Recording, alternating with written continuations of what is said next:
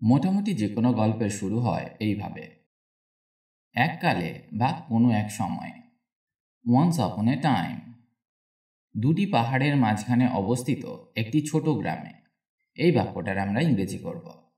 দুটি পাহাড়ের মাঝখানে, বিটুইন টু হিলস, অবস্থিত, সিচুয়েটেড বা নেসেলড, একটি ছোট গ্রামে, ইন এ স্মল ভিলেজ। তাহলে পুরো বাক্যটির ইংরেজি হবে in a small village nestled between two hills.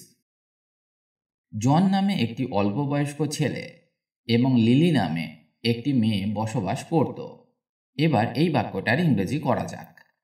একটি অল্পবয়স্ক ছেলে, এ ইয়াং বয়, জন নামে, নেমড জন, এবং অ্যান্ড লিলি নামে একটি মেয়ে, এ গার্ল নেমড লিলি, বসবাস করত, lived.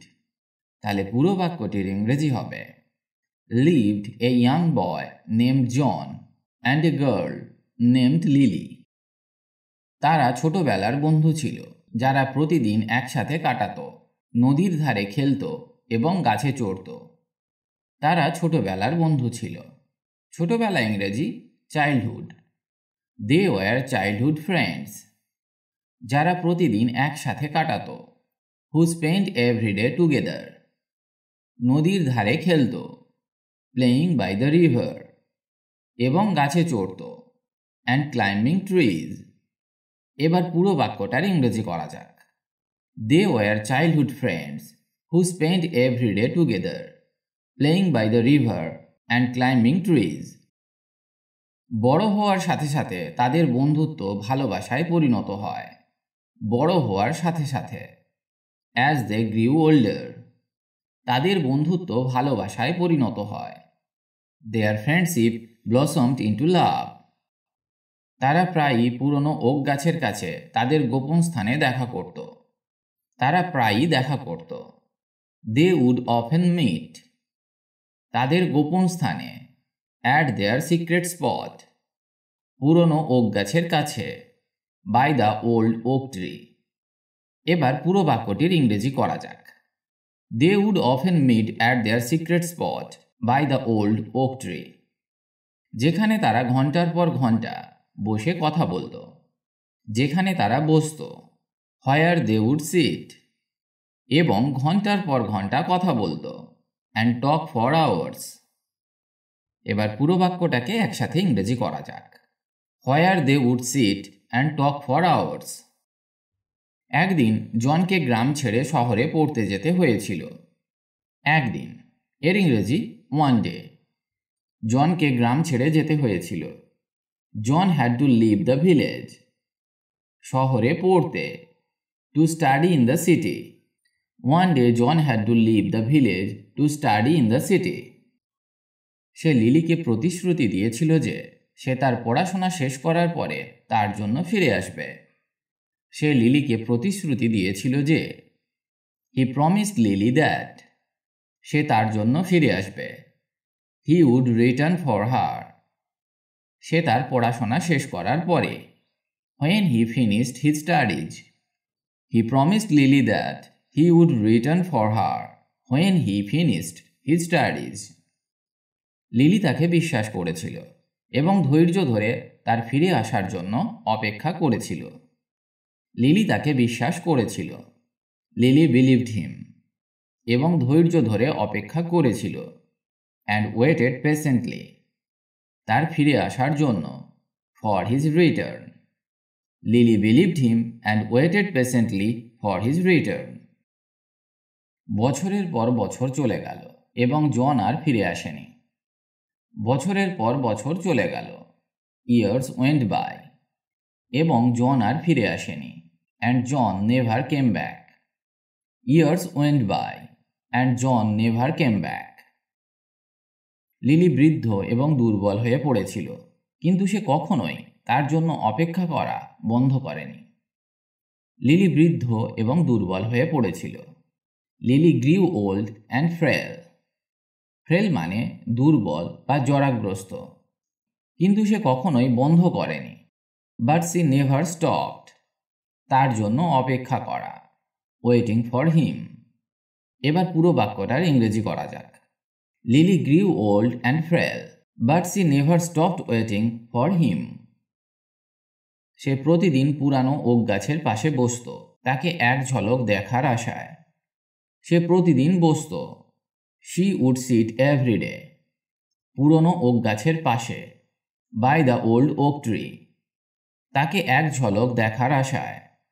Hoping to catch a glimpse of him, glimpse মানে এক ঝলক বা সামান্য।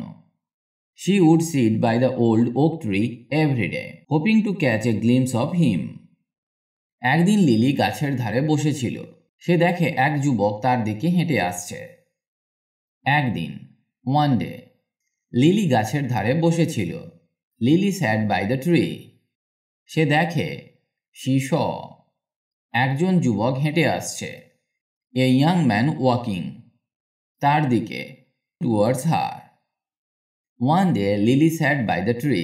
She saw a young man walking towards হার।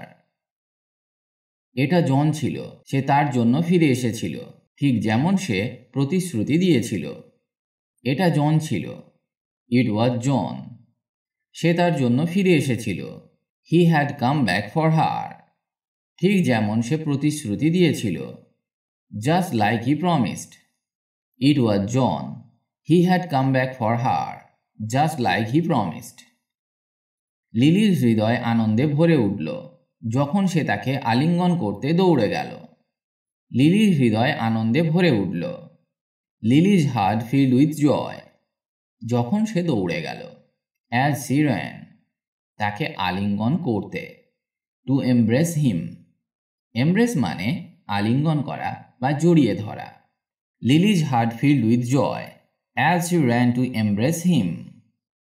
কিন্তু যখন সে তাকে আলিঙ্গন করতে এগিয়ে গেল, সে বুঝতে পারল যে এটা জন নয়। কিন্তু যখন সে এগিয়ে গেল। But as she reached out, তাকে আলিঙ্গন করতে। টু হাগ হিম, সে বুঝতে পারল যে। শি রিয়েলাইজড দ্যাট, এটা জন নয়। It was not John. But as she reached out to hug him, she realised that it was not John. এটা ছিল তার নাতি। সে দাদার প্রতিশ্রুতি পূরণ করতে এসেছিল।